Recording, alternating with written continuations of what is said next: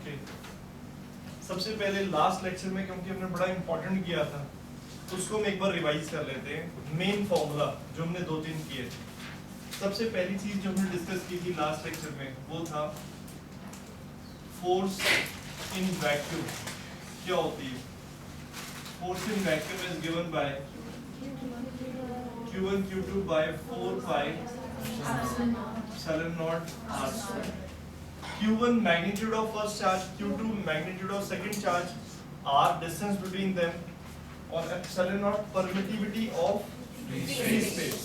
Okay. दूसरी जो चीज हमने इम्पोर्टेंट की थी कि अगर इन्हीं दोनों चार्जेस को मीडियम में रख दिया जाए तो फोर्स क्या होगी? Q1 Q2 by 4 pi epsilon r square. What is this? This is permittivity of that particular medium जिसकी हम बात कर रहे हैं। ठीक है? Okay. Now इसको हम कैसे लिख सकते थे? इसको हम ऐसे भी लिख सकते हैं Q1 Q2 by 4 pi epsilon को लिखा जा सकता है K into epsilon naught। ऐसा इसलिए क्योंकि epsilon divided by what? Epsilon naught is equal to क्या होता है? K. So this implies इसको क्रॉस मल्टीप्लाई करो, epsilon को हटाकर मैं क्या लिख सकता हूँ? K into epsilon naught। कोई पूछे K क्या चीज है? K is dietary constant of the medium। Okay इसको यहाँ रिप्लेस कर दिया, बाकी सब as it is। बाकी सब as it is। K को बाहर ले आओ, क्या बन गया?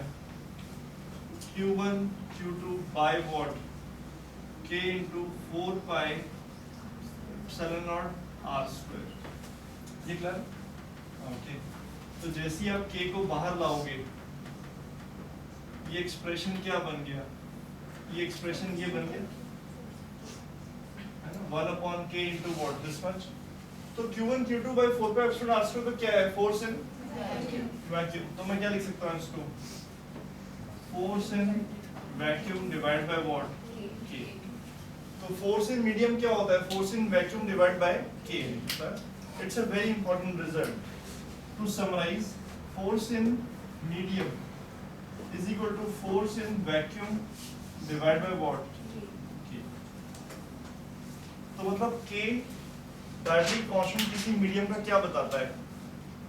वो ये बताता है कि जब दो चार्जेस को आप उस मीडियम में रखोगे तो एज कंपेयर टू वैक्यूम उसमें कितने टाइम्स फोर्स क्या कर जाएगी? डिक्रीज कर जाएगी। अगर किसी मीडियम के लिए K की वैल्यू क्या है? 6 है, तो दैट मीन्स अगर वैक्यूम में दो चार्जेस एक दूसरे पे F फोर्स लगाते हैं तो उस मीडियम में वो कितनी फोर्स लगाएंगे? F divide by what? 6। ये मीनिंग है। कोई भी डाउट इसमें? ठीक है? ओके तो ये मेन चीजें हमने डिस्कस की थी। एप्सिलॉन हमेशा एप्सिलॉन नॉट से बड़ा होता है, इसलिए K की वैल्यू हमेशा 1 से क्या होगी? ज्यादा। कोई भी डाउट यहाँ तक? ये हमने लास्ट टाइम डिस्कस किया। Okay fine. देखो अब हमको नेक्स्ट टॉपिक डिस्कस करते हैं। देखो वो क्या है।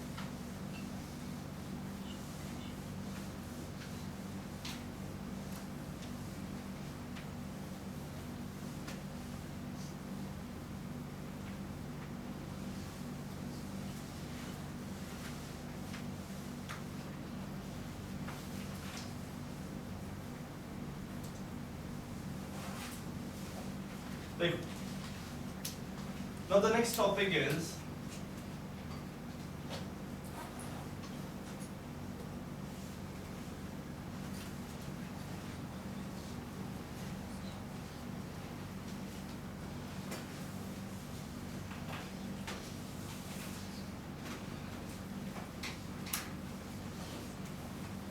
principle of superposition। Well, you don't have to write, पहले एक बार सुन लो, उसके बाद आपको बाद में टाइम दूंगा।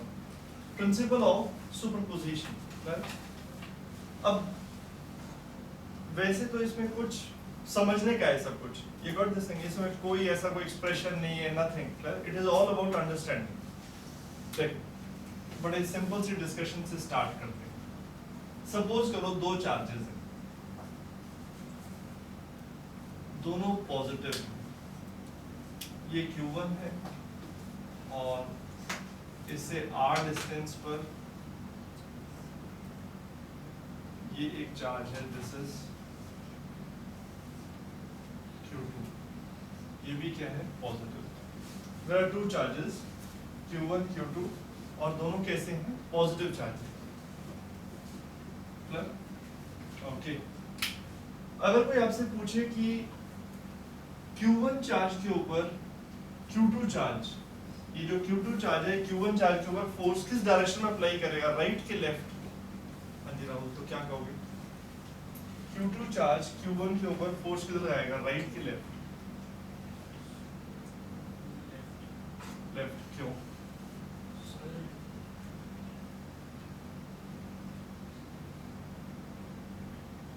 ये दोनों पॉजिटिव है तो ये इसको रिपेल करेगा। रिपेल का मतलब क्या हुआ, ये वाला चार्ज को क्या करेगा, पुश करेगा, रिपेल करेगा। पॉजिटिव पॉजिटिव क्या होते हैं, रिपेल होते हैं। तो ये चार्ज इसे क्या करेगा, रिपेल। रिपेल मींस फोर्स कैसे लगाएगा, ऐसे लगाएगा, ठीक है। Let us call this force what, force on one because of two, just identify करने के लिए, क्योंकि अगर एक से ज्यादा फोर्सेस बनानी पड़ी तो हमें अलग अलग नाम रखना पड़ेगा ना, इसलिए रख दिया। F से लिखेंगे तो बाकी भी किसी फोर्स को F बोलेंगे, कंफ्यूजन ना हो जाए। Force on one because of two, कोई डाउट? एक और थोड़ा क्लैरिफिकेशन में दे देता हूं, इसको हम बोल देते हैं R12। मेरे कहने का मीनिंग क्या है, डिस्टेंस बिटवीन 1 एंड 2, कोई डाउट? ओके, ये जस्ट सिंबल है, इनसे कंफ्यूज नहीं होना, वही सब बात चल रही है, F R, क्लियर, कुछ बदला नहीं है, जस्ट उनके डिफरेंट सिंबल रख दिए। Q1 positive Q2 positive, very simple. कोई आपसे पूछे कि Q1 चार्ज के ऊपर Q2 चार्ज किस डायरेक्शन में फोर्स लगाएगा, ऑब्वियसली ये दोनों पॉजिटिव हैं तो ये से क्या करेगा, रिपेल करेगा, वेरी सिंपल। कोई आपसे पूछे कि ठीक है डायरेक्शन तो पता चल गई, कितनी फोर्स लगाएगा, हाउ मच, वैल्यू कैसे निकालेंगे? हाँ जी निखिल, क्या क्या बताएंगे value? F12 is equal to K Q1 Q2, good, K Q1 Q2 और R12 good, डिस्टेंस का क्या, स्क्वायर। गुड आउट, हम सिंपली क्या अप्लाई कर लेंगे, कूलम्स लॉ। पर दो चार्जेस अगर हैं तो एक चार्ज दूसरे के ऊपर कितनी फोर्स लगाता है, हमारे पास कौन सा लॉ है, कूलम्स लॉ, तो हम फोर्स लिख देंगे K Q1 Q2 upon what, distance का स्क्वायर। सिंपल हो गया, okay fine. Now comes the next step. अब है नेक्स्ट स्टेप क्या है, नेक्स्ट स्टेप ये है, सपोज करो एक थर्ड चार्ज पड़ा, 1 2 तो थे, एक थर्ड चार्ज भी पड़ा यहां पर, इससे ये, और ये चार्ज कैसा है, नेगेटिव, और इसकी वैल्यू कितनी है, Q3, और इसका डिस्टेंस क्या था, इसका डिस्टेंस, ये जो मैंने लाइन ड्रॉ की है, डिस्टेंस कितना है, 1 3, R13, ये डिस्टेंस भी हमें पता है, 1 और 3 के बीच में जो डिस्टेंस है, कोई डाउट? ओके, अब अगर कोई आपसे पूछता है कि ये तीन चार्जेस हैं, Q1 positive, Q2 positive, Q3 क्या, नेगेटिव, जब तक तो दो चार्जेस थे तब तक तो कोई प्रॉब्लम नहीं थी। अगर दो चार्जेस हैं, किसी एक पर फोर्स निकालनी है तो हम सिंपली क्या करेंगे, कूलम्स लॉ क्या कर लेंगे, अप्लाई कर लेंगे, और हमारे पास आंसर आ जाएगा। डायरेक्शन हमें पता ही होती है, पॉजिटिव पॉजिटिव क्या करेगा, रिपेल, अगर नेगेटिव होता तो ये रेड एरो क्या किधर आ जाता, इधर आ जाता, अट्रैक्शन हो जाता। ओके, अब हमारे सामने प्रॉब्लम क्या है, प्रॉब्लम ये है कि अब तीन चार्जेस हैं, दो नहीं है, और हमसे कोई कहता है कि नंबर 1 के ऊपर बताओ ये दोनों कितनी फोर्स लगाएंगे टोटल। नंबर 1 के ऊपर क्या निकालनी है, अब फिर से हमें फोर्स इसके ऊपर निकालनी है नंबर 1 के ऊपर, पर नंबर 1 पे लगाने वाले कितने लोग हैं, अब दो लोग, Q2 और कौन, Q3। ये क्लियर, कोई डाउट इसमें?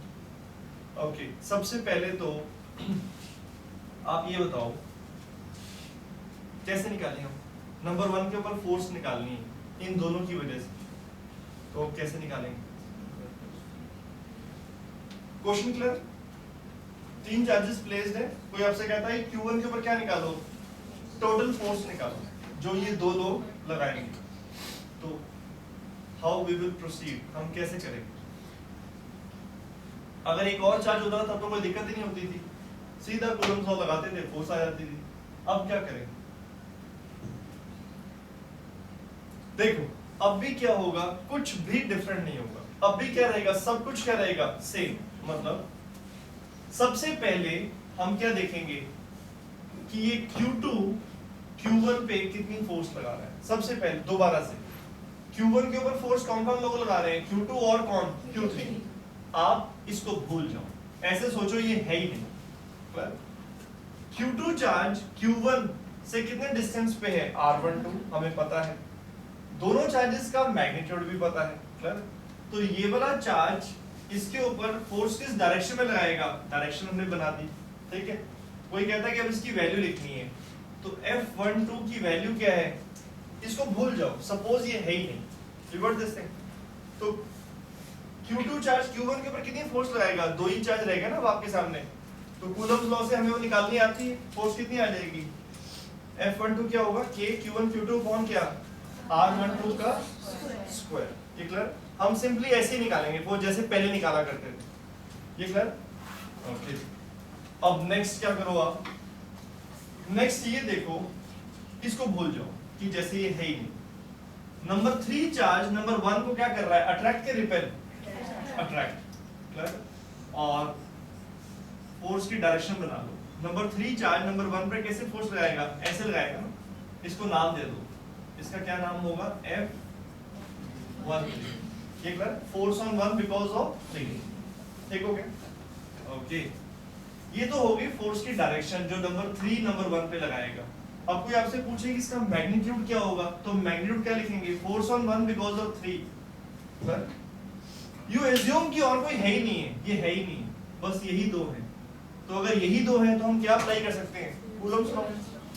कूलम्स लॉ क्या कहता है, फोर्स कितनी होगी, K Q1 Q3 upon what, R13 का स्क्वायर। ये निकाल दिए, दोनों फोर्सेस आ गए आपके पास। अब कोई आपसे कहता है कि टोटल फोर्स चाहिए थी हमें, तो हमने तो एक एक करके निकाल दी फोर्स कि ये कितनी लगाएगा और ये कितनी लगाएगा। तो अगर टोटल निकाल लिया तो सिंपली क्या करोगे आप, total force on number 1 is given by force on 1 because of 2 plus force on 1 because of 3। और इसका क्या मतलब है कि आपको एडिशन कैसे करना है, वेक्टोरियली, वेक्टर्स को ध्यान में रखते हुए। ये नहीं कि अगर ये 3 है और ये 4 है तो 3 + 4 क्या कर दिया, 7 कर दिया। आपको ये भी ध्यान रखना पड़ेगा इनके बीच में ये एंगल कितना है, ये आपको बताया जाएगा। मतलब इनको वेक्टर्स की तरह क्या करना है, हमें ऐड करना है। कोई डाउट इसमें? ओके, सबसे पहले डोंट राइट, सबसे पहले आपको एक फर्स्ट लेवल समझ आया क्या करते हैं। देखो पहली बात तो ये समझ आनी चाहिए कि अगर 2 से ज्यादा चार्जेस हो और आपसे कहा जाए कि जी किसी एक के ऊपर, सपोज इसके ऊपर क्या निकालो, बाकी लोगों की वजह से फोर्स निकालो, ठीक है, तो हमारा प्रोसीजर क्या होता है, बिल्कुल सिंपल। आप नंबर 1 पे फोर्स निकालो नंबर 2 की वजह से, ठीक है, जैसे पहले निकाला करते थे जब नंबर 3 नहीं था। क्लियर? भूल जाओ कि कोई और है। क्लियर? तो नंबर 1 पे फोर्स निकालो नंबर 2 की वजह से, बस इन दो को ध्यान में रखो। ठीक हो गया? क्या अप्लाई करोगे, कूलम्स लॉ। डायरेक्शन तो हमें पता है, positive positive repel, positive negative attract. तो डायरेक्शन ड्रॉ कर लो और मैग्नीट्यूड कैसे लिखोगे, कूलम्स लॉ से। Record this thing. ओके, फिर नंबर 1 पे फोर्स निकालो नंबर 3 की वजह से। जब ये निकाल रहे हो तो बाकियों को भूल जाओ। ठीक हो गया? डायरेक्शन बनाओ और क्या लिखो, मैग्नीट्यूड कूलम्स लॉ। ऐसे इंडिविजुअली नंबर 1 पर सबकी वजह से फोर्स निकालने के बाद उसे क्या कर लो, फिर वेक्टोरियली ऐड कर लो। ये बात समझ आती? इसको बोलते हैं प्रिंसिपल ऑफ सुपरपोजिशन। अब कोई पूछे कि इसमें प्रिंसिपल वाली क्या बात थी, ये तो बड़ा नॉर्मल सा लगता है हमें लगता है इसमें क्या, ऐसे ही करना, नहीं भी बताते तो भी हम ऐसे ही करते, है ना, ये तो बड़ा ऑब्वियस ही बात है। देखो इसमें खास बात क्या है, इसमें खास बात या फिर फिजिक्स वाइज जो हिडन पॉइंट है जो पूछा भी जाता है वो ये है, जब नंबर 3 नहीं था, इसको ध्यान से सुनना, जब ये यहां नहीं था तब 2 1 के ऊपर कितनी फोर्स लगाता था, F12 मतलब इतनी, है ना। तब ये वाला चार्ज इसके ऊपर कितनी फोर्स लगाता था, इतनी फोर्स लगाता था, ठीक है। अब हमने नंबर 3 को भी रख दिया यहाँ पर, तीसरा चार्ज भी आ गया, क्लियर, ठीक हो गया। हम फिर से क्या किया हमने, अब फिर से देखा कि नंबर 1 पर कितनी फोर्स लगती है, किसकी वजह से स्टार्ट किया हमने, नंबर 2 की वजह से। दोबारा से शुरू कर रहे हैं, नंबर 3 रख दिया, पहले तो ये दो लोग थे, तो कोई पूछता कि भाई इसके ऊपर कितनी फोर्स लगा रहा है ये, तो हम कहते हैं ये लगा रहा है, ठीक है, ये डायरेक्शन। अब हमने क्या किया, तीसरा भी रख दिया और हमने कहा कि अब बताओ कितनी फोर्स लग रही है टोटल, तो हमने कहा कोई प्रॉब्लम नहीं है, एक एक करके इन दोनों की वजह से फोर्स निकाल लेते हैं। हमने फिर से देखा कि ये वाला चार्ज इसके ऊपर कितनी फोर्स लगा रहा है, और हमने क्या देखा कि ये वाला चार्ज इसके ऊपर उतनी ही फोर्स लगा रहा है नंबर 3 के आने के बाद भी, जितनी क्या लगाता था पहले। मतलब नंबर 3 की प्रेजेंस से क्या नंबर 2 और नंबर 1 के बीच में जो फोर्स है उसके ऊपर कोई फर्क पड़ा नहीं, नंबर 3 के आने से क्या इन दोनों के बीच में जो फोर्स है उसके ऊपर कोई फर्क पड़ा नहीं पड़ा। इसको बोलते हैं कि अगर दो चार्जेस एक दूसरे के ऊपर कोई फोर्स लगा रहे हैं तो आसपास कोई और चार्ज है या नहीं है उससे कोई फर्क नहीं पड़ता, ये क्लियर। तभी हम इन सभी फोर्सेस को एक एक करके क्या कर लिया, हमने एडअप कर लिया, क्लियर। ये बात समझ में आ गई। अगर इसके आने से कोई फर्क पड़ता होता इन दोनों की फोर्स में तो हमें उसको भी क्या करना पड़ता, लिखना पड़ता ना, कि क्योंकि अब 3 आ गया तो नंबर 2 नंबर 1 पे इतनी फोर्स नहीं लगाएगा, कुछ और लगाएगा, पर ऐसा नहीं होता। तो काम बड़ा आसान है, कोई और हो या ना हो, 2 ने 1 के ऊपर फोर्स क्या लगानी है, यही लगानी है, क्लियर। 3 ने 1 के ऊपर क्या फोर्स लगानी है, यही लगानी है, 2 हो या ना हो, ये क्लियर। तो बड़ा आसान काम है, एक से ज्यादा चार्जेस हैं तो कोई प्रॉब्लम नहीं है, 1 पे पहले निकालो 2 की वजह से, भूल जाओ बाकी कोई और है, क्योंकि वो कोई फर्क नहीं डालते, वो हो या ना, ठीक है। फिर 3 की वजह से निकालो फोर्स किसके ऊपर, नंबर 1 की वजह से, बाकी सबको भूल जाओ। This is principle of superposition, clear. ये बात इतनी ऑब्वियस नहीं है कि किसी और के आने से इन दो की फोर्स में कोई फर्क नहीं पड़ेगा, clear. It is not very obvious, ये बड़ा स्पेशल बात है, ठीक है। अगर ये नहीं होती तो हम फोर्सेस को ऐसे ऐड नहीं कर पाते, ठीक है। सो चार्जेस का यूनिक सा बिहेवियर क्या है, दो चार्जेस एक दूसरे के ऊपर जो फोर्स लगा रहे हैं वो सेम रहती है अगर कोई थर्ड चार्ज आसपास पड़ा हो या ना पड़ा, ठीक है। तो प्रिंसिपल ऑफ सुपरपोजिशन बेसिकली आपको ये बात बताता है, ठीक है। और अगर नॉर्मल लैंग्वेज में बोलूं, अगर एक से ज्यादा चार्जेस हैं और कोई आपसे कहता है कि किसी एक चार्ज के ऊपर फोर्स निकालो, तो नो प्रॉब्लम, 1 बाय 1 सबकी वजह से क्या निकाल दो, फोर्स निकाल दो और उसे क्या कर दो फिर ऐड, ठीक है। अगर मान लो 3 चार्जेस हैं, कोई और भी होता, फोर्स भी होता, यहाँ पर क्या होता, -Q4 ये भी होता, तो कोई बात नहीं, क्या कर देते, force on 1 because of force, ये भी ऐड कर देते। ये कैसे होती, ये ऐसे होती, फोर्स ऑन 1 बिकॉज ऑफ 4, ये नेगेटिव और पॉजिटिव क्या करता है, कोई और होता उसकी भी निकाल लेते, वो भी क्या कर देते, ऐड अप कर देते। Any problem in this principle of superposition.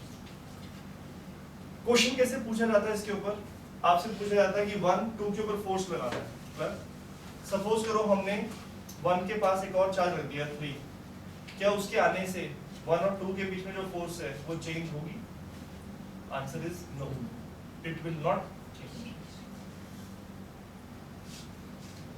देखो जैसे मान लो क्लास है, कोई 2 फ्रेंड जल्दी आ जाते हैं, अभी वो 2 ही फ्रेंड हैं, ठीक है, वो आपस में अपनी कोई बात करते हैं, ठीक हो गया। फिर कोई तीसरा भी आ जाता है, पास आके बैठ जाता है, उससे उनकी आपस में नहीं बनती, तो अब वो वही बातें थोड़ी ना करते रहेंगे, वो टॉपिक को चेंज कर देंगे कि भाई इसको पता ना चल जाए, जिससे उसकी नहीं बनती। तो चार्जेस ऐसे बिहेव नहीं करते, इनको कोई मतलब नहीं है कोई पास है या नहीं, कोई बातें करते रहेंगे। सारे टॉपिक में आपको ये सबसे अच्छा लगा होगा यहाँ तक पहुंचो।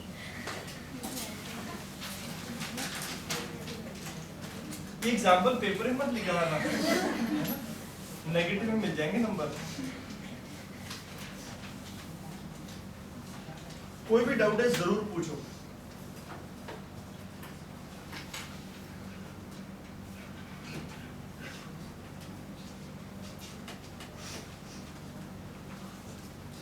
हाँ जैसे Q1 पे पॉजिटिव चार्ज है और Q2 भी पॉजिटिव चार्ज है, बिल्कुल तो वो रिपेल कर रहे हैं, और Q3 में नेगेटिव चार्ज है तो वो अट्रैक्ट कर रहे हैं। बिल्कुल। तो इससे कोई फोर्स पे फर्क नहीं पड़ता सर?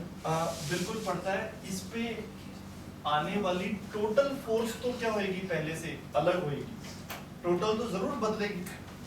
पहले क्या था, सिर्फ Q2 था, वो Q1 को क्या कर रहा था, रिपेल ही कर रहा था।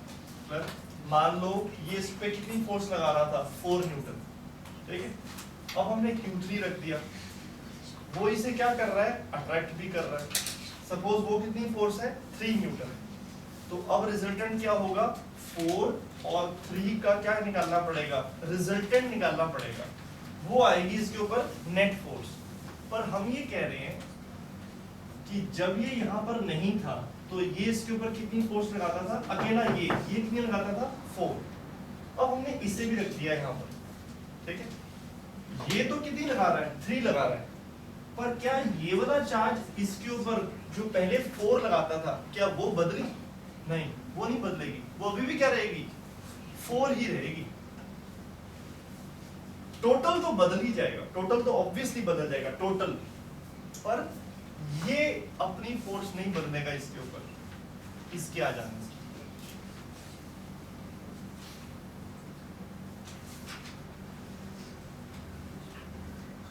हाँ जी, क्लियर?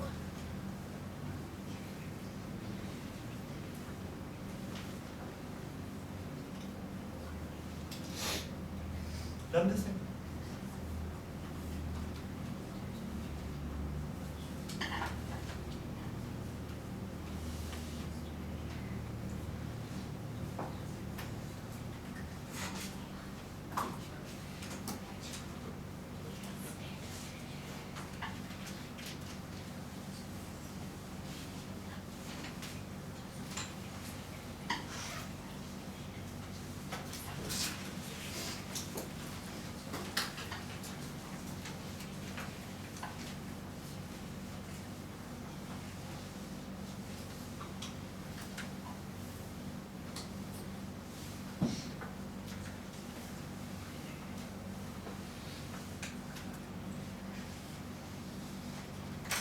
Next topic is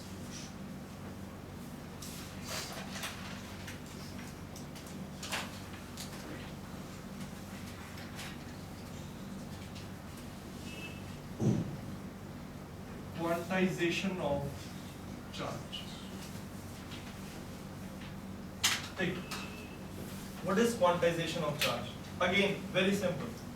एक बड़ी सिंपल सी डिस्कशन से स्टार्ट करते हैं।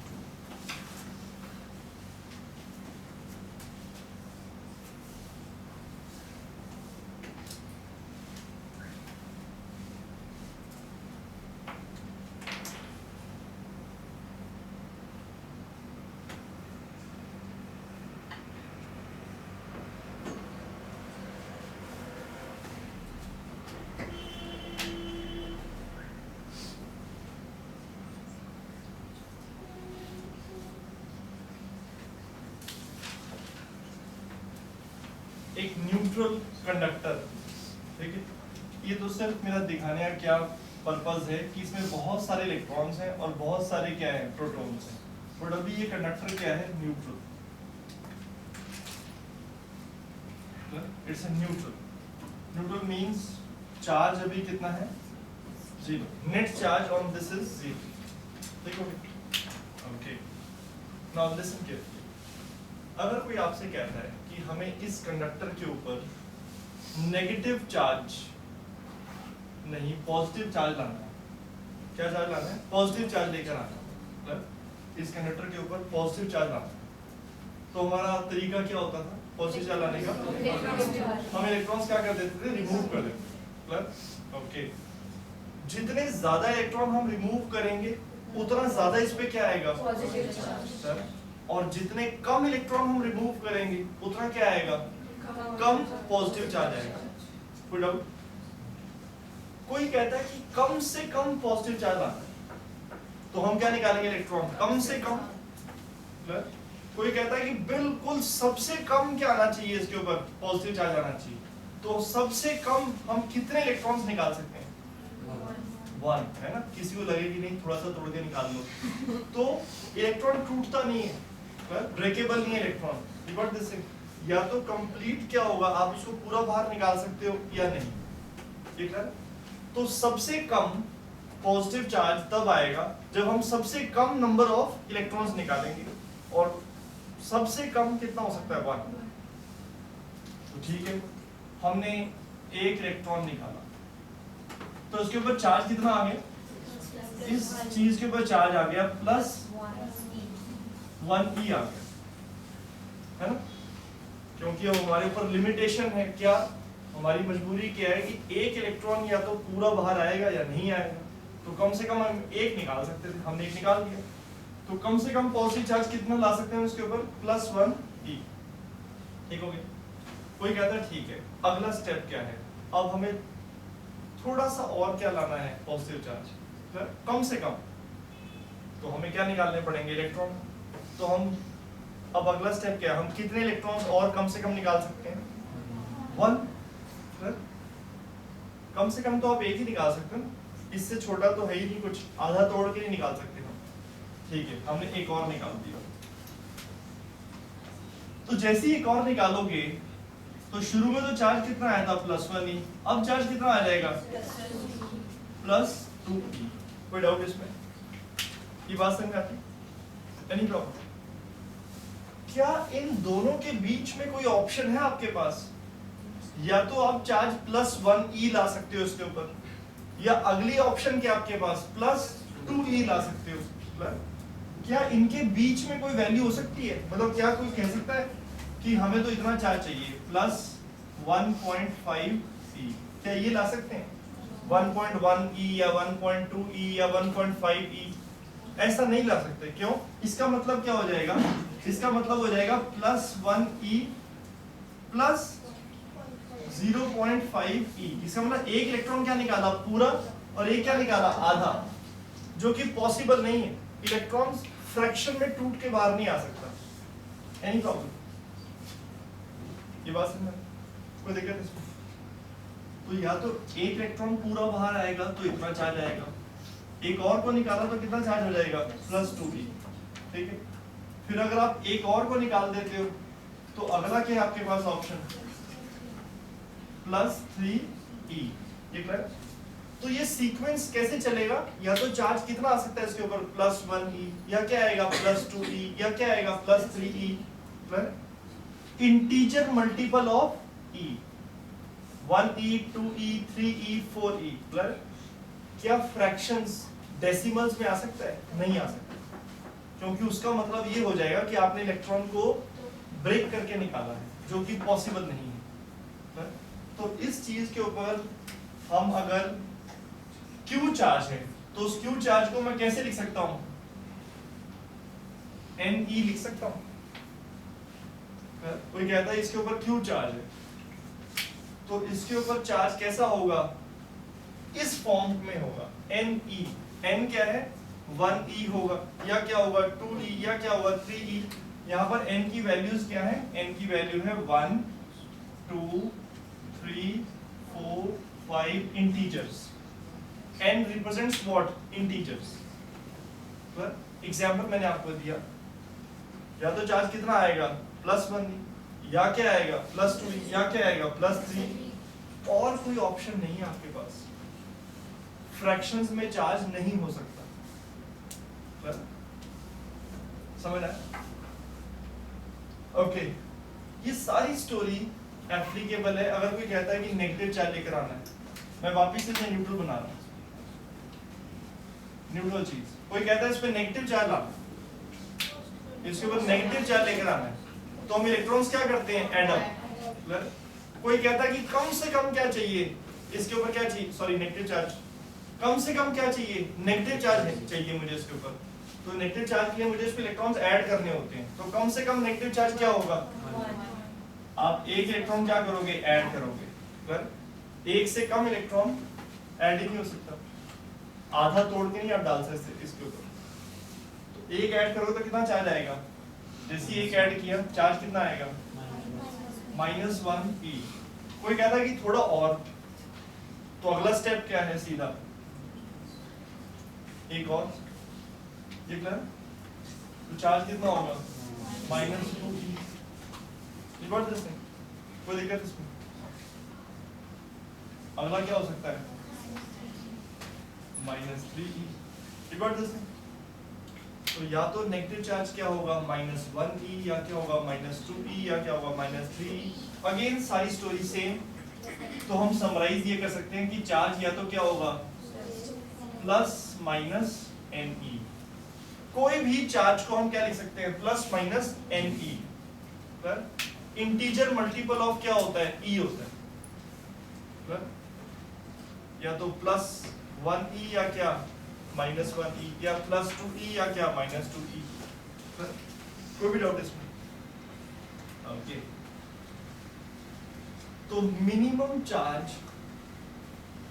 चार्ज किसके पास होता है, इलेक्ट्रॉन के पास। इलेक्ट्रॉन्स और प्रोटॉन्स के पास मिनिमम चार्ज अवेलेबल होता है, बाकी कोई भी चार्ज इन्हीं से फॉर्म होगा, इन्हीं से मिलाकर बनेगा। एक इलेक्ट्रॉन पर कितना चार्ज होता है, नो डाउट नेगेटिव होता है, वैल्यू क्या होती है 1.6 × 10⁻⁻19 कूलम। नेगेटिव होता है, ऑब्वियसली बात, मैंने वैल्यू लिखी है, मैग्नीट्यूड लिखा है। तो एक इलेक्ट्रॉन के ऊपर इतना चार्ज होता है, प्रोटॉन के ऊपर भी क्या होता है, इतना ही होता है। प्रोटॉन में पॉजिटिव, इलेक्ट्रॉन पे क्या, नेगेटिव। इस यूनिवर्स में सबसे कम चार्ज, सबसे थोड़ा चार्ज इलेक्ट्रॉन या क्या है, प्रोटॉन के पास है। इससे कम चार्ज किसी के पास नहीं होता। These are the particles which are having what, minimum possible charge। तो अगर आपको कम से कम नेगेटिव चार्ज लाना है तो आपके पास एक ही तरीका है, आप क्या करोगे, सबसे कम नेगेटिव चार्ज किसके पास है, इलेक्ट्रॉन के पास, एक इलेक्ट्रॉन ऐड कर सकते हो। अगर कोई ऐसा पार्टिकल होता है जिसके ऊपर इलेक्ट्रॉन से आधा चार्ज होता, तो हम क्या कर देते, उसको ऐड कर देते, तो चार्ज और भी कम आ जाता, पर होता नहीं ऐसा कोई डाउट इसमें? इस बात को बोलते हैं quantization of charge. Quantization of charge का क्या मीनिंग है, मान लो कोई कहता है कि ये ऑब्जेक्ट है, इसके ऊपर बहुत सारा क्या है, नेगेटिव चार्ज है, ह्यूज अमाउंट ऑफ क्या है, नेगेटिव चार्ज। तो क्वांटाइजेशन ऑफ चार्ज का मतलब ये होता है कि चाहे कितना ही ज्यादा नेगेटिव चार्ज क्यों ना हो, वो किससे मिलकर बना है, इलेक्ट्रॉन से क्या है, मिलकर बना है। इसके ऊपर बहुत सारा नेगेटिव चार्जेस का मतलब ये नहीं कि आपने उठा के कोई एक बड़ी सी चीज डाल दी है और उसमें क्या हो गया, सारा नेगेटिव चार्ज आ गया। You got this thing? वो नेगेटिव चार्ज किससे मिलके बना है, छोटे छोटे इलेक्ट्रॉन से क्या है, मिलके बना है। मतलब इलेक्ट्रॉन इतना इतना चार्ज क्या हुआ है, इकट्ठा हुआ है। तो ज्यादा नेगेटिव चार्ज लाने का एक ही तरीका है आपके पास, बहुत सारे क्या डालने पड़ेंगे आपको, electron.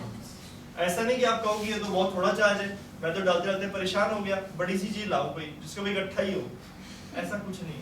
Charge is quantize. Charge क्या है, टुकड़ों में एग्जिस्ट करता है, और सबसे मिनिमम चार्ज ये होता है। कोई कितना ही बड़ा चार्ज हो वो इससे ही मिलाकर बना है। Charge exist in small packets, small Qantas. Quanta का मतलब होता है पैकेट, सच का पैकेट नहीं होता, मतलब लैंग्वेज का मीनिंग है ये। तो इसको हम बोलते हैं कि चार्ज इज क्वांटाइज्ड। चाहे कितना ही बड़ा कोई चार्ज आपको कहा जाए कि इसके ऊपर बहुत सारा चार्ज है, it is made up of very small charges and that is electron. Any problem?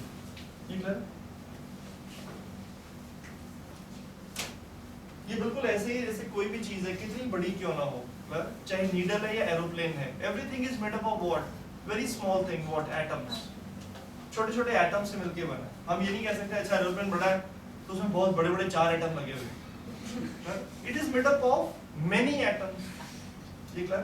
तो सबसे छोटी एंटिटी क्या है, एटम। ऐसी अगर चार्ज बहुत ज्यादा है आपके पास तो वो भी किससे है, it is made up of, every small or big charge is made up of what, electrons or what, protons. Any doubt? याद रखो, कोई डाउट है जरूर पूछो।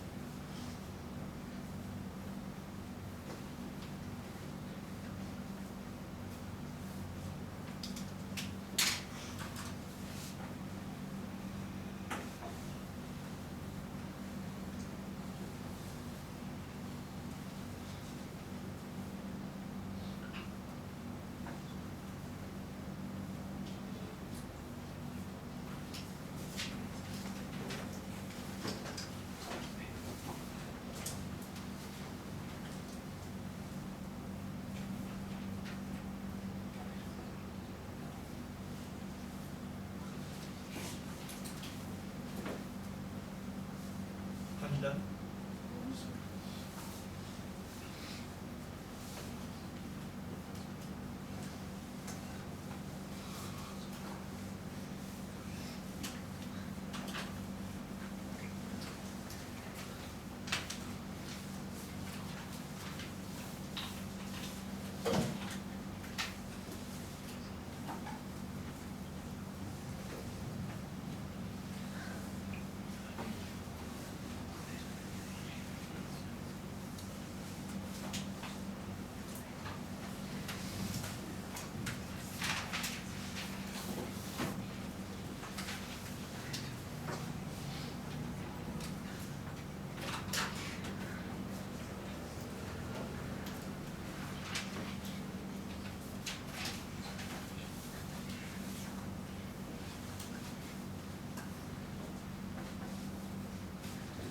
Conservation of charge, last topic.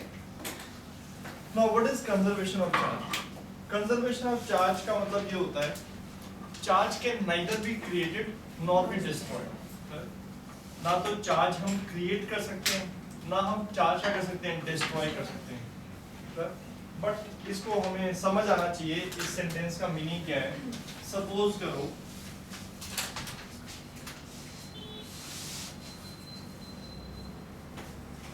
एक प्लास्टिक की रॉड है, अभी ये न्यूट्रल है, फिलहाल ये न्यूट्रल।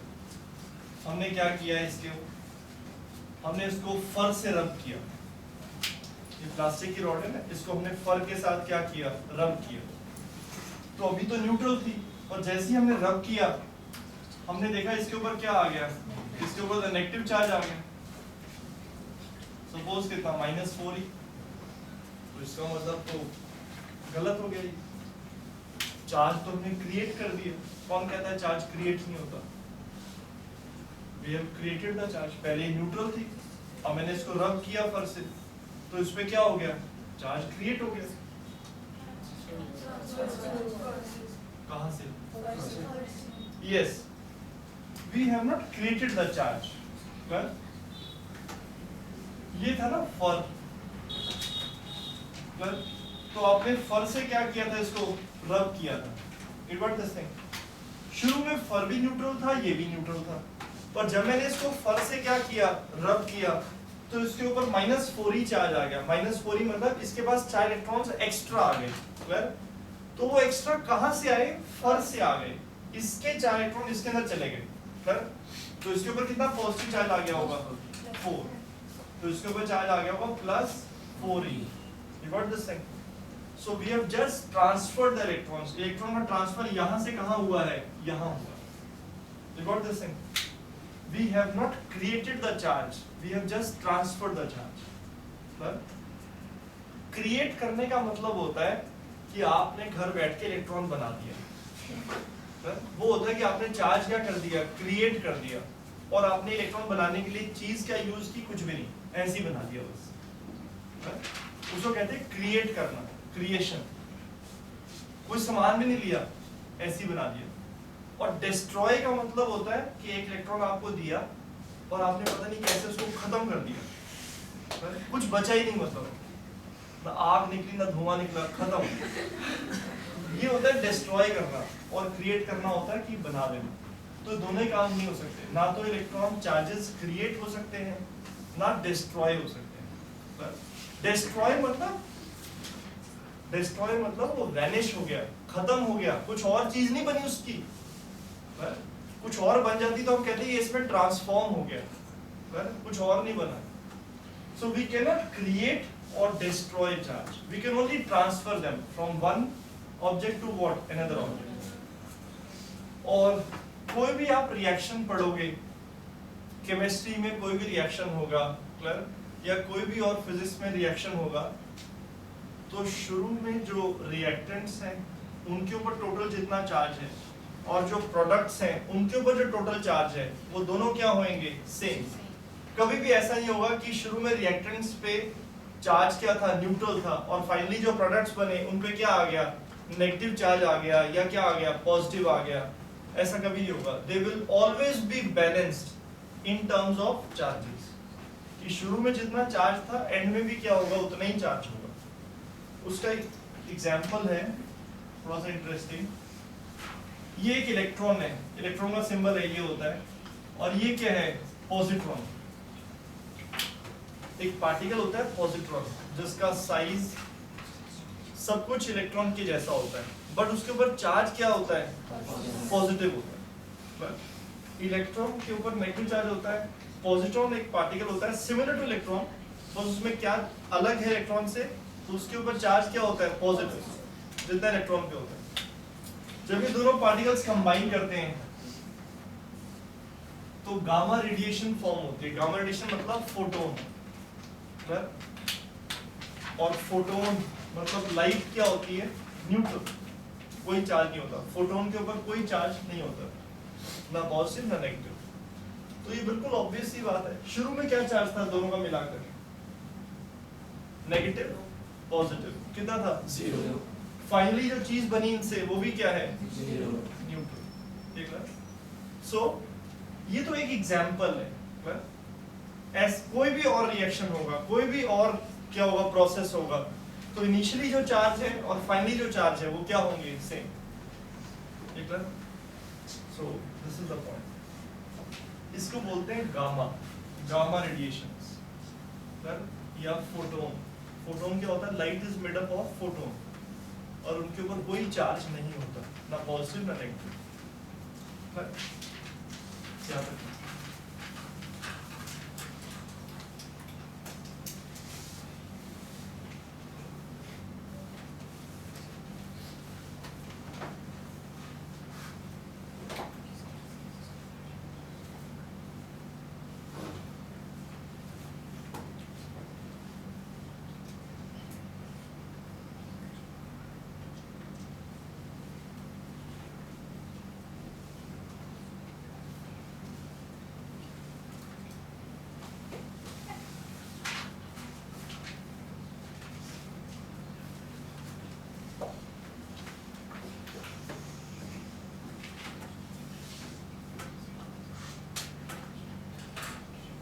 done?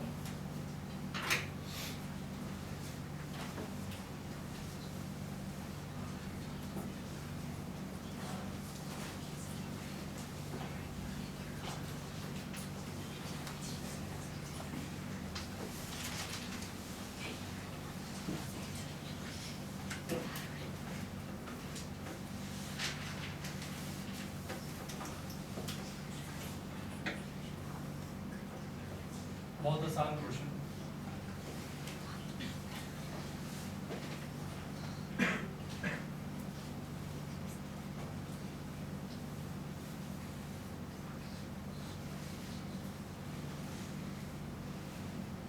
इलेक्ट्रॉन, ये क्या है, प्रोटॉन, और ये भी क्या है, प्रोटॉन। इनके बीच में डिस्टेंस क्या है, D D, equal distance. Okay, सबसे पहली चीज, और एक बार ध्यान से सुनना, सेंटर वाले प्रोटॉन पे, सेंटर वाले प्रोटॉन पे लेफ्ट वाला इलेक्ट्रॉन किस डायरेक्शन में फोर्स लगा रहा है, राइट के लेफ्ट? राइट, क्योंकि वो अट्रैक्ट कर रहा है ना। अट्रैक्ट कैसे करते हैं, ऐसे? नहीं सर, ऐसे करता है। आप किसी को ऐसे कैसे आ जाते हो अट्रैक्ट? राइट तो यही हुआ ना। नहीं सर, नहीं।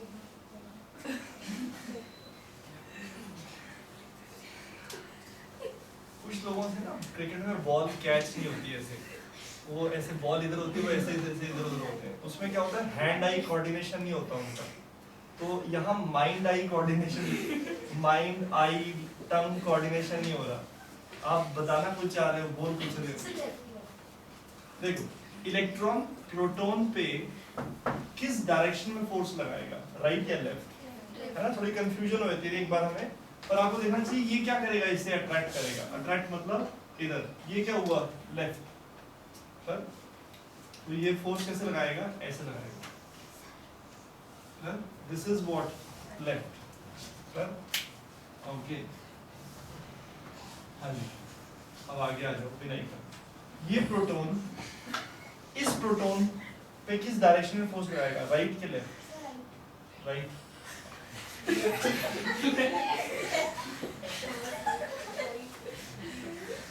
पहले तो मैं एक चीज सिखाता हूँ लोगों को, देखो देखो ध्यान से देखो, ये होता है राइट, ये होता है लेफ्ट।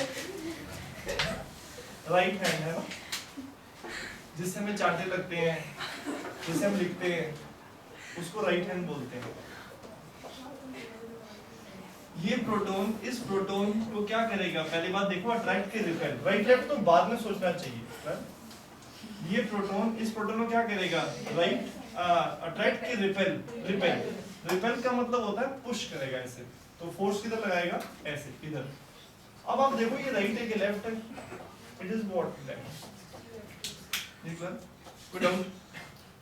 ओके, इस सेंटर वाले प्रोटॉन पे अगर आपसे पूछा जाए कि ये दोनों, ये वाला प्रोटॉन और ये वाला इलेक्ट्रॉन, दोनों की जो नेट फोर्स है वो किधर लगेगी, राइट के लेफ्ट? लेफ्ट, क्योंकि अभी मैंने ड्रॉ तो करी थी, रेड और ब्लू दोनों इधर आ रहे हैं, तो उनका रिजल्टेंट भी किधर आएगा, इधर ही आएगा। गुड आउट, ठीक है। मतलब राइट लेफ्ट में कंफ्यूज नहीं होना होता, और बड़ी ऑब्वियस ही बात है कंफ्यूजन हो सकती है। पहले आपको देखना है कि अट्रैक्ट हो रहा है, रिपेल हो रहा है, बाद में उसको नाम देना है कि राइट है लेफ्ट है, पहले नहीं सोचना right left. Okay,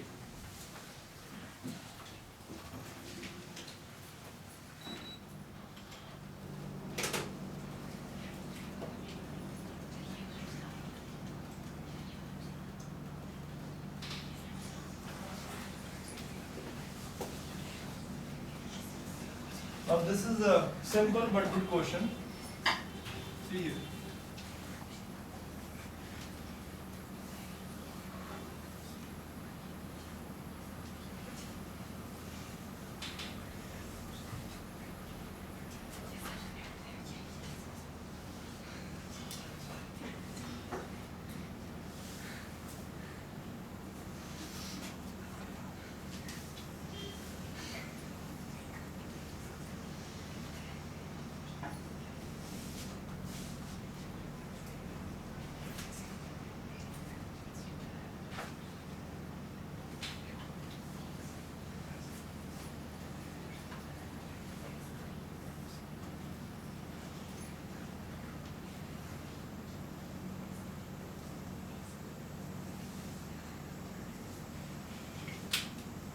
There are three figures, A, B, and this is C. What this thing? तीनों फिगर में एक इलेक्ट्रॉन है और दो क्या हैं, प्रोटॉन्स हैं। एक इलेक्ट्रॉन दो प्रोटॉन, एक इलेक्ट्रॉन दो प्रोटॉन, सब में ऐसे है ना। इनमें से एक इलेक्ट्रॉन कितने डिस्टेंस पे है हर फिगर में, स्मॉल डी, और एक इलेक्ट्रॉन कितने डिस्टेंस पे है, कैपिटल डी।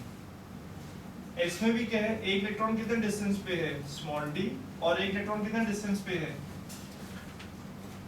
सॉरी प्रोटॉन एक प्रोटॉन कितने डिस्टेंस पे है इलेक्ट्रॉन से स्मॉल डी, और एक प्रोटॉन कितने में कैपिटल डी। इसमें भी ऐसा ही है, ये है कैपिटल डी डिस्टेंस पे ये वाला प्रोटॉन इससे, और ये कितने पे है, this is at small d. कोई डाउट है?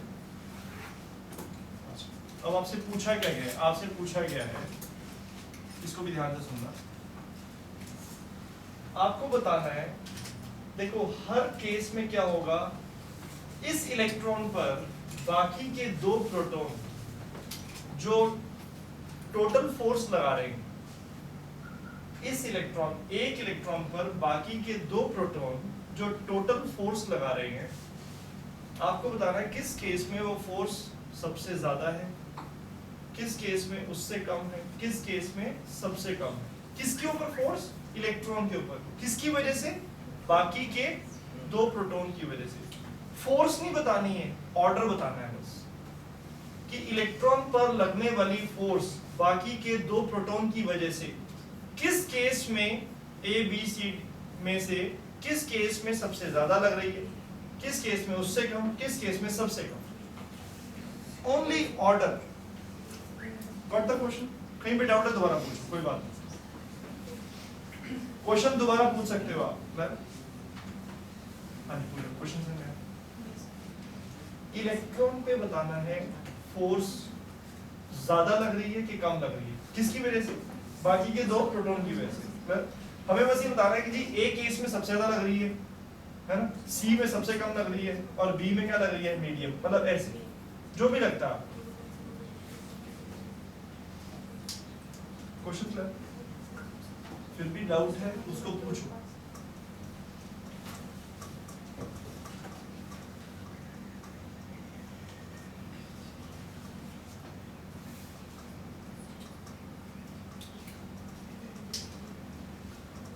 देखो अटेम्प्ट जरूर करना है ना, सोचना जरूर है, हो ना हो वो अलग चीजें हैं, आपने सोचना जरूर है अपना, जिसका आता जाए बताते जाओ।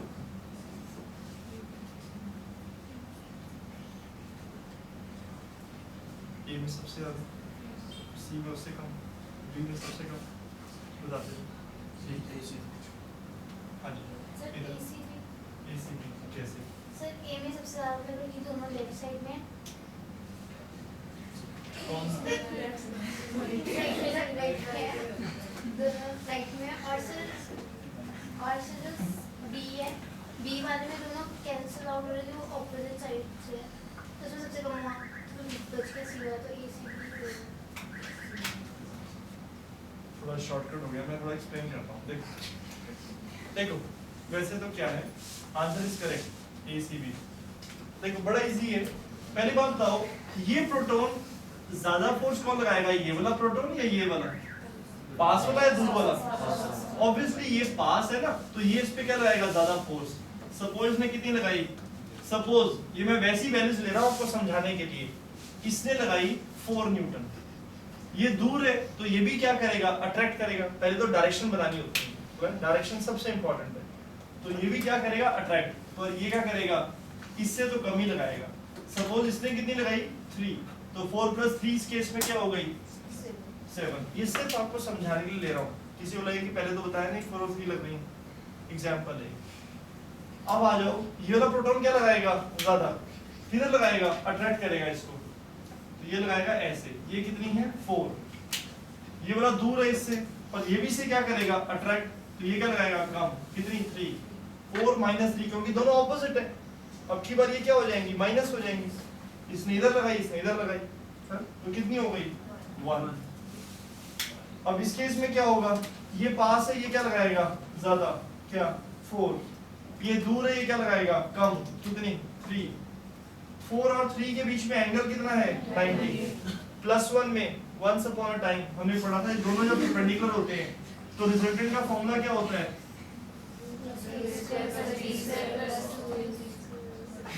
भी नहीं आता था, तभी तो बोला वंस अपॉन अ टाइम।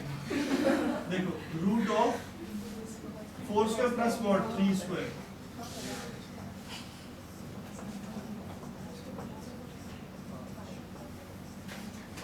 कोई डाउट इसमें? इसमें कितना आ गया 5? क्लियर? Any problem? तो ऑर्डर क्या बन गया आपका? A मैक्सिमम, उससे कम C और सबसे कम D, क्योंकि B में तो बिल्कुल ही ऑपोजिट हो गया ना। Clear? Any doubt regarding this? Okay fine.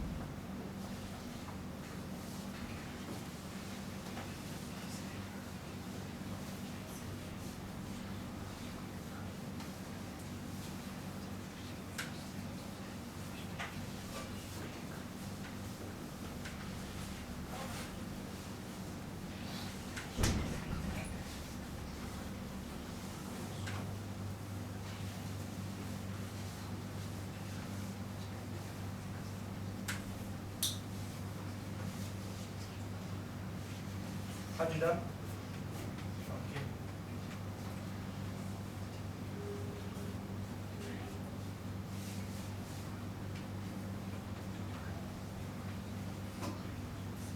Now this is the last question. It's a very good question. देखते हैं आप में से कौन करता है। ठीक,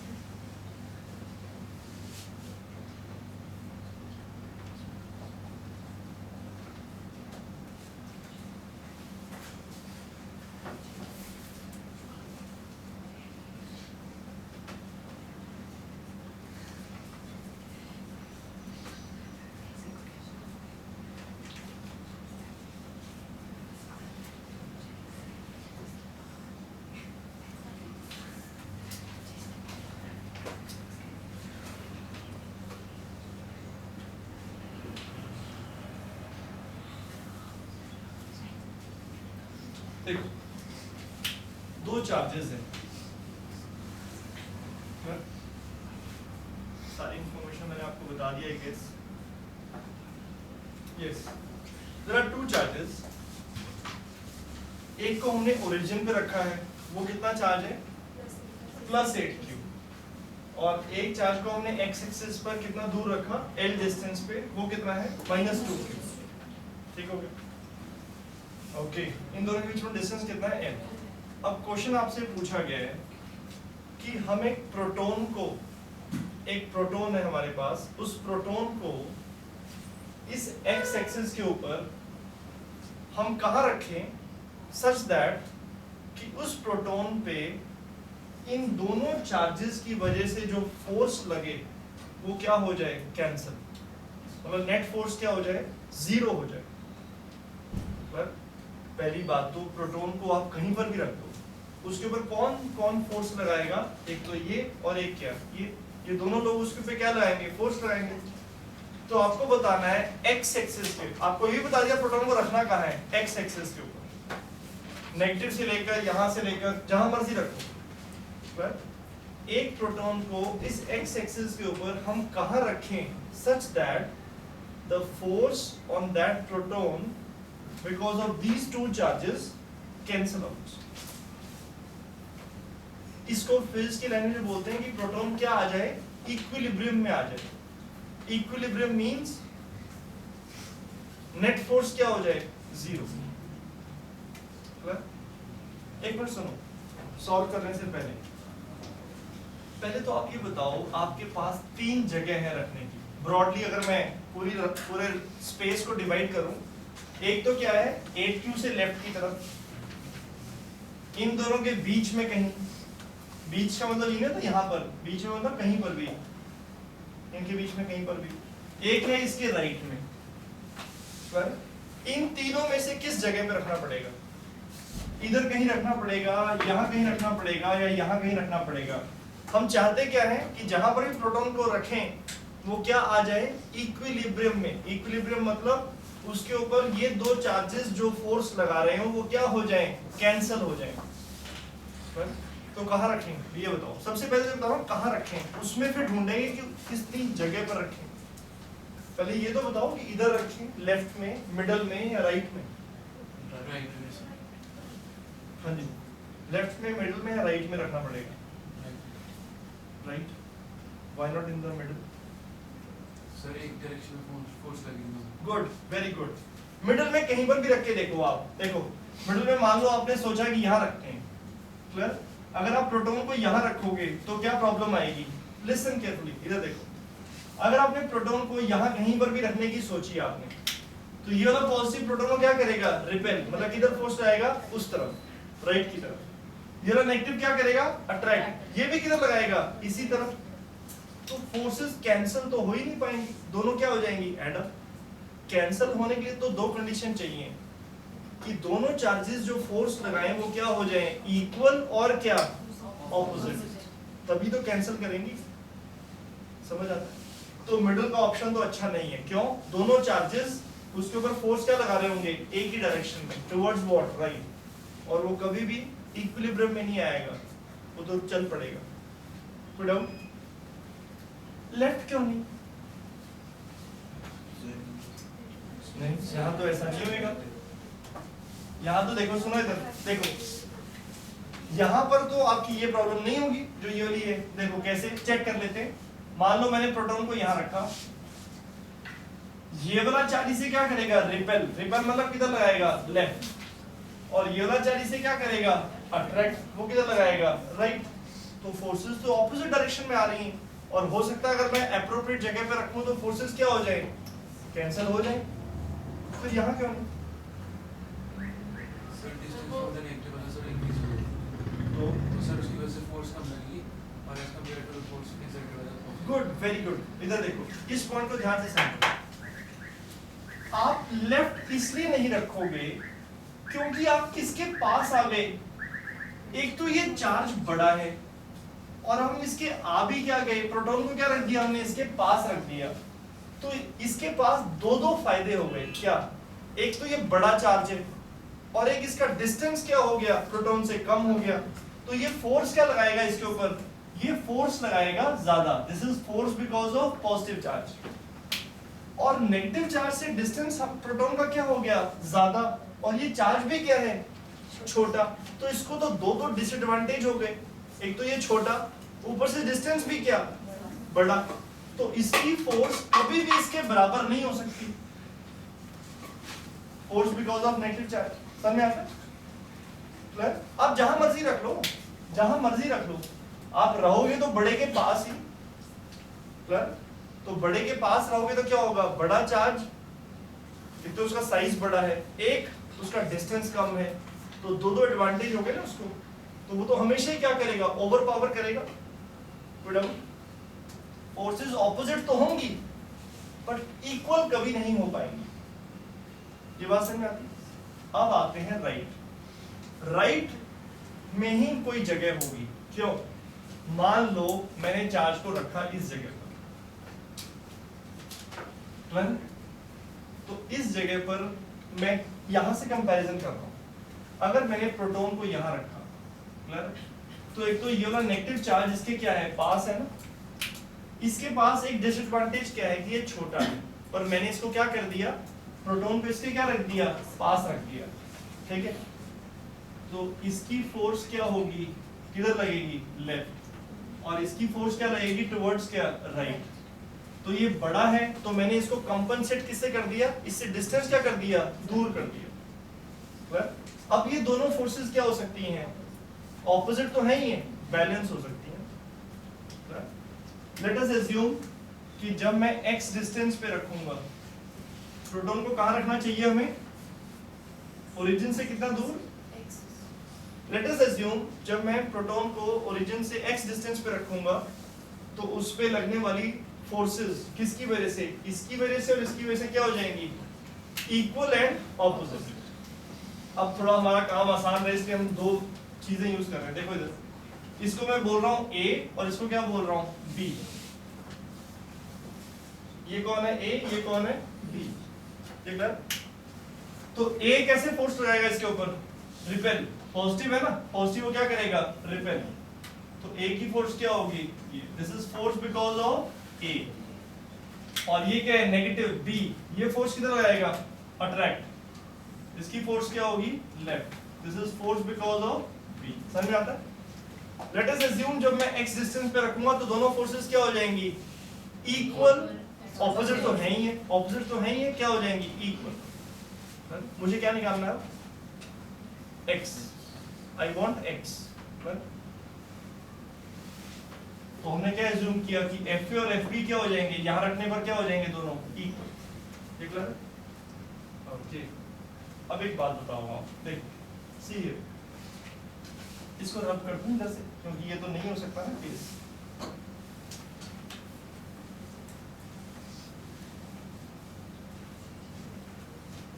अब एक तरह से हम क्या चाहते हैं, अगर यहाँ रखने पर प्रोटॉन इक्विलिब्रियम में आता है, इक्विलिब्रियम मतलब उस पे नेट फोर्स क्या हो जाती है? 0। तो इसका मतलब ये है इस जगह रखने पर force because of A repulsive and force because of B attractive, दोनों क्या हो जाएंगी? इक्वल। FA बताओ कितनी होगी? यस, FA क्या है? फोर्स। हाँ जी कनिका, FA को कौन लगा रहा है? फोर्स किस पे लगा रहा है? What is FA?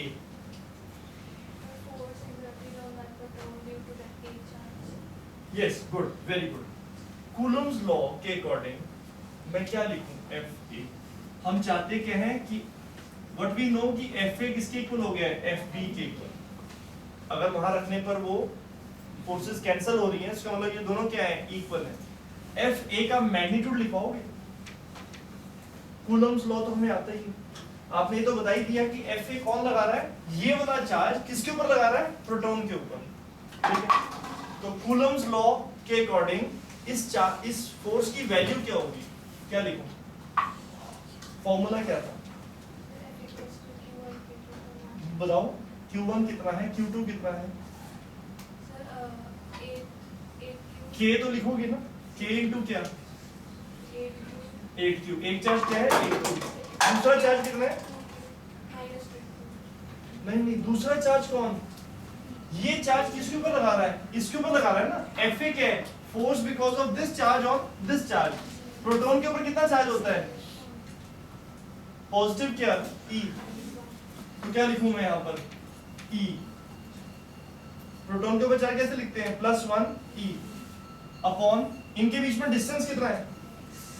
x। तो उसका क्या करोगे आप? स्क्वायर। समझ आया? अब इसी तरह से FB कौन सी फोर्स है? What is FB? Force because of this charge on क्या? प्रोटॉन। तो बताओ कूलम्स लॉ से क्या लिखूं? K माइनस नहीं लिखेंगे, क्यों? हमें पता है फोर्सेस क्या है? ऑपोजिट है। हम मैग्नीट्यूड्स क्या कर रहे हैं? इक्वल कर रहे हैं। तो K 2Q और दूसरा चार्ज कौन है? 2Q किसके ऊपर लगा रहा है? प्रोटॉन के ऊपर। प्रोटॉन के ऊपर कितना चार्ज है? E अपॉन डिस्टेंस कितना है इनके बीच में? X। गुड। ये टोटल X है, ये L है, तो ये कितना हुआ? ये कितना हुआ? X माइनस L नहीं हुआ? है ना? इसके और इसके बीच में कितना डिस्टेंस हुआ? X minus L। उसका क्या करना होता है? स्क्वायर। तो क्या कर दोगे आप? X माइनस L का स्क्वायर। Any problem? ये समझ में आ गया?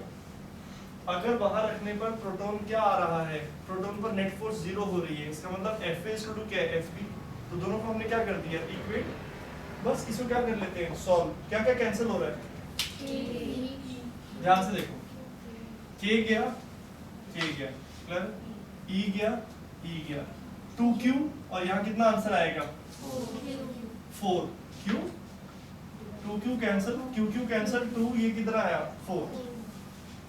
इसको इधर लाओ और 4 को उधर ले जाओ। क्या बन गया? जब मैं इसको इधर लाऊंगा क्या बन जाएगा? X माइनस L अपॉन क्या? X होल का क्या? दोनों का स्क्वायर था ना। 4 को उधर ले जाओ, क्या बन जाएगा? 1/4। कोई डाउट? 4 इधर गया, बाकी सब तो कैंसिल हो गया था, ये उठ के इधर आया, x माइनस एल का स्क्वायर अपॉन क्या x का स्क्वायर, मैंने इसको इकट्ठा लिख लिया। कोई डाउट है? Root, taking root on both sides, क्या आ गया x माइनस एल अपॉन क्या x is equal to what 1/2। ये क्लियर? इसको क्या लिख सकता हूं मैं, x by x minus what l by x। समझ में आता? क्लियर? ये क्या बन गया 1 माइनस क्या l by x is equal to what, is equal to 1/2। Clear?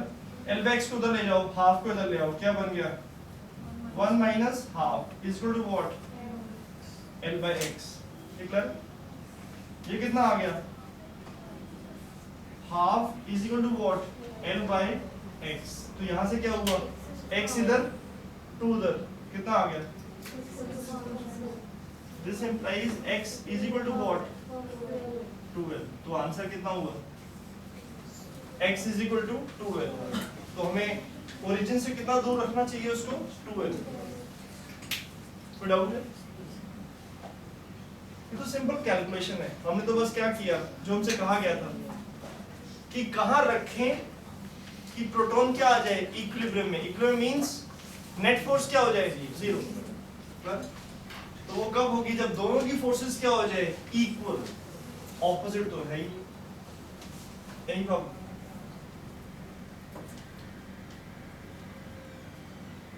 आप में से किसी ने एक बात नहीं पूछी कि जब हमने यहाँ रूट लिया तो प्लस माइनस हाफ आता है, हमने प्लस ले लिया, अगर हम माइनस लेते तो क्या फर्क पड़ जाता, देख अगर हम रूट लें तो आंसर क्या आना चाहिए प्लस माइनस। ये कंडीशन किससे निकाला आंसर हमने, प्लस हाफ से। अगर हम माइनस हाफ लेते तो क्या आता, तो ऑप्शन ये बनता, यहां पर सारा सोल्यूशन ऐसे चलता, x minus l upon x equal to क्या हो जाता माइनस हाफ। एक आंसर तो क्या है प्लस हाफ, एक आंसर क्या आता है इसका माइनस हाफ। तो माइनस हाफ अगर मैं लेता तो देखो क्या होता, ये क्या बन जाता x बाई एक्स माइनस क्या l बाई एक्स। ये कितना हुआ माइनस हाफ। ये हुआ 1 minus l by x is equal to minus half. Minus इधर आता क्या होता 1 plus half is equal to what l by x. ये क्या 1 प्लस हाफ कितना आया 3/2 is equal to l by x. तो इससे क्या होता x इधर आता और ये 2/3 होके उधर जाता, तो क्या आंसर आ जाता, x का आंसर आ जाता 2/3l। कोई बता सकता है इसका क्या मतलब होता, ये कहाँ, ये डिस्टेंस कहाँ लाई करता 2/3l, मतलब इन दोनों के बीच में यहाँ कहीं। ये डिस्टेंस कितना होगा 2/3l। तो मैथमेटिक्स ये वाला आंसर क्यों दे रहा है हमें, इस आंसर का क्या मतलब हुआ। नो डाउट हमने ये वाला आंसर लिया, हमने कहा था कि बीच में तो रख ही नहीं सकते, पर मैथ से ये आंसर क्यों आ रहा है, मैथमेटिक्स गलत तो आंसर नहीं दे रहा, कुछ तो होगा इसमें। देखो हमने कंडीशन क्या लिखी, हमने कहा कि FA force because of A और force because of B on proton क्या हो जाए इक्वल हो जाए। क्लियर? तो कौन से डिस्टेंस पर हम प्रोटॉन को रखें कि ये दोनों फोर्सेस क्या हो जाएं इक्वल हो जाएं। क्लियर? तो मैथ्स ने हमें दो आंसर दिए। मैथ्स ने कहा इस डिस्टेंस पे रखोगे तो भी दोनों फोर्सेस क्या हो जाएंगी इक्वल हो जाएंगी, और अगर इस पे रखोगे तो भी दोनों फोर्सेस क्या हो जाएंगी इक्वल हो जाएंगी। क्लियर? बट हम इसको आंसर नहीं लेके चल रहे हैं, क्यों, हमें इक्वल भी चाहिए और डायरेक्शन क्या चाहिए ऑपोजिट भी। तो मैथ्स तो ठीक दे रहा है आंसर, है ना, हमने तो यही पूछा था ना कि FA और FB क्या चाहिए हमें इक्वल। क्लियर? तो किस डिस्टेंस पर इक्वल आएंगे, इस पर भी इक्वल आएंगे, इस पर भी इक्वल आएंगे। प्रोटॉन पर ये वाला चार्ज किस डायरेक्शन फोर्स लगा रहा होगा, इधर रिपेल। -2q किधर लगा रहा होगा, ये भी क्या लगा रहा होगा रिपेल। क्लियर? और इस जगह पर, ये जगह में क्या लेके चल रहा हूं 2/3l, इस पर क्या होगा, ये दोनों फोर्सेस क्या हो जाएंगी इक्वल। बट प्रॉब्लम क्या है, दोनों एक ही डायरेक्शन में है, इसलिए हम इसको नहीं ले रहे। हमें चाहिए था फोर्सेस इक्वल भी हों और क्या हों, तो मैथ्स गलत नहीं दे रहा है, मैथ्स तो ठीक दे रहा है, बट हमें ये चाहिए नहीं, हमें ये चाहिए। Any problem?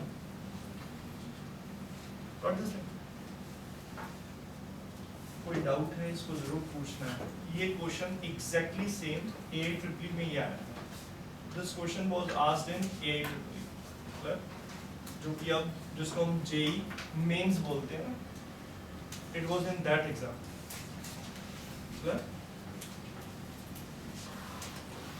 Okay, revise this thing. Next time we'll be doing questions based upon this. उससे पहले आप इसको जरूर रिवाइज करके आना। कोई डाउट है इसमें पूछ के जाओ।